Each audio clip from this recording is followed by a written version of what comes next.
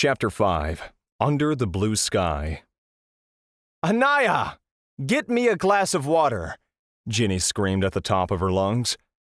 Anaya scrambled around to wash her hands and wipe them off. She rushed out of the kitchen with a glass of water and came into the living room where her mother was. Ginny took the water and gulped it down. Anaya stood on the side. She was wearing an old apron and her hair was in a messy bun because she was washing the dishes. Ginny placed the empty glass on the coffee table without looking at Anaya and said, "Today I went out with my friends and they said that the Alpha's house is looking for someone to do their housework. I have already told them that you will take the job." Anaya was shocked. Work at the Alpha's house? Is this what Anaya was reduced to? Working at home or working at the Alpha's house wouldn't be that different. Here, Anaya could pretend that she was doing her own chores, but once Anaya starts working at the Alpha's house, she would be officially labeled as a servant. But Anaya was not in the position to say no. She didn't have any money. She was already dropped out from school and didn't have any worth. What would she say to defend herself in front of her mother? Just saying that she didn't want to work as a maid wouldn't do it.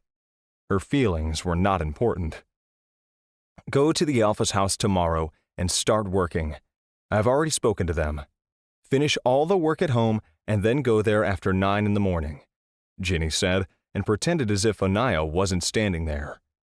Anaya quietly took the glass and went back to the kitchen to continue washing the dishes. If she was to go there at 9, Anaya had to finish all the housework by 8:30. That meant waking up even earlier. Breakfast couldn't even be considered. Anaya sighed and closed her eyes for a second. She tried to look for anything positive. Maybe she could save money after working. Their family condition wasn't bad. Her father earned well as a mart owner. They didn't lack money in any way, so was it necessary to make Anaya feel humiliated like this? Anaya didn't know what her mother was thinking, but she obviously wasn't thinking about Anaya. Maybe she needed the extra money. Anaya finished washing the dishes and cleaned up the counters. Lunchtime was over, and Charlotte must be on her way back home.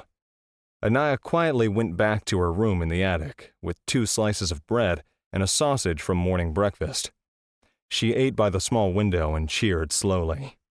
She could feel the weakness in her body these days. Her wolf rarely came out, and shifting wasn't easy with a broken body like hers. Anaya wanted to run away.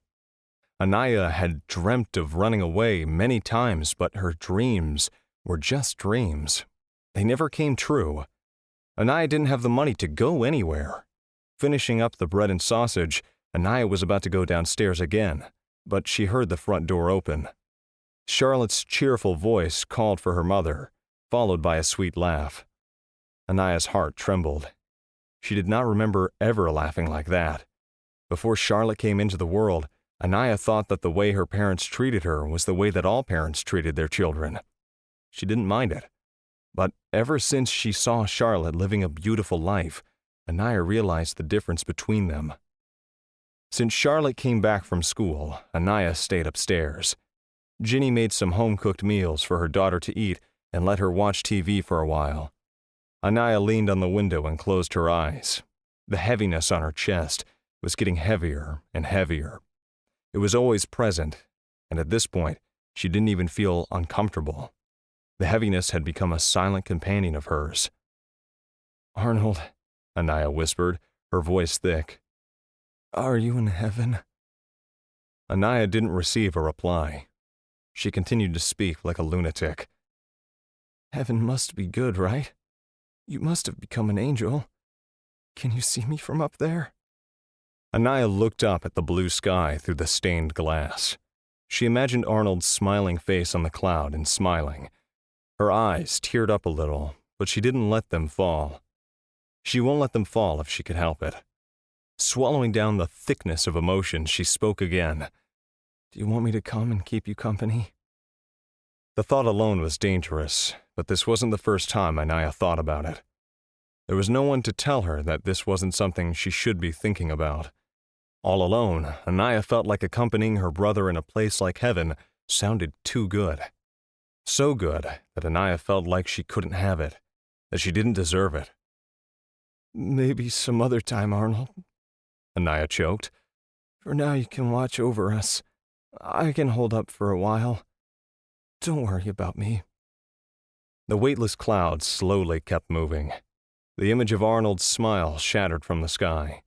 The sharp rays of afternoon sun stung Anaya's tearful eyes.